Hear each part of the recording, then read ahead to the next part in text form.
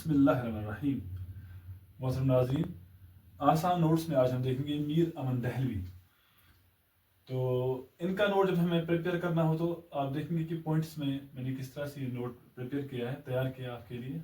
तो आप देखें, पहला पॉइंट यानी असली नाम मीर अमानुल्लाह, पैदाइश तकरीबन 1748 ईस्वी दिल्ली में और वफात 1808 ईस्वी। तकरीबन इसलिए लिखा क्योंकि पूरे वसूल के साथ इनके बारे में ज़्यादा इतला जो है वो मैसर नहीं है, ज़्यादा मालूमात मैसर नहीं है।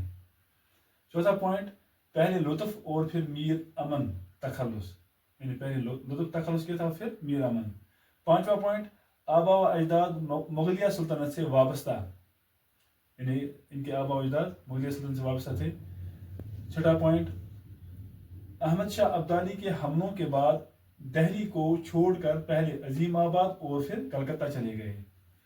सातवां पॉइंट, नवाब दिलावर जंग के भाई मीर काजिम के उस्ताद मुकर्रर हुए। आठवां पॉइंट, मीर बहादुर अली हुसैनी ने गिलक्रिस्ट से मुतारिफ कराया, यानी उनसे मिलाया। नौवां पॉइंट, 1801 ईस्वी में फोर्ट विलियम कॉलेज में किस्सा चाहर दरवेश जो कि फांसी के साथ था का तर्जुमा शुरू किया। 1804 ईस्वी में मुकम्मल एडिशन शाया हुआ, 1804 ईस्वी में ये मुकम्मल हुई, ये कहानी, ये तर्जुमा मुकम्मल हुआ। इससे पहले थोड़ा शाया हुआ था लेकिन वो चंद सफ़ात ही थे। 10वां पॉइंट, किताब का नाम बागो बहार रखा जो बहुत मशहूर हुई, यानी ये किताब जो है बागो बहार ये मशहूर हुई सबसे ज्यादा इनकी किताब। 11वां पॉइंट, उस जमाने के मुमताज अहले कलम, यानी यही सबसे मुमताज माने जाते थे इसी बागो बहार की वजह से।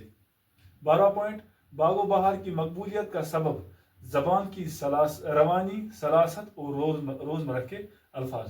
तो जो असली वजह है इनके मशहूर होने की वो यही है कि उन्होंने यहाँ पर बड़ी आसान जबान इख्तियार की थी इसको तर्जमा करते वक्त।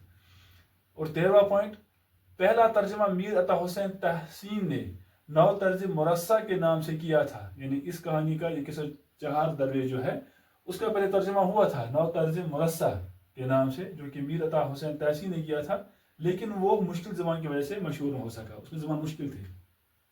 14वां पॉइंट, गंज खूबी, दूसरी किताब जो गैर मशहूर रही, यानी ये एक और किताब उन्होंने लिखी थी गंज खूबी बागो बहार के अलावा, लेकिन ये मशहूर ना हो सकी।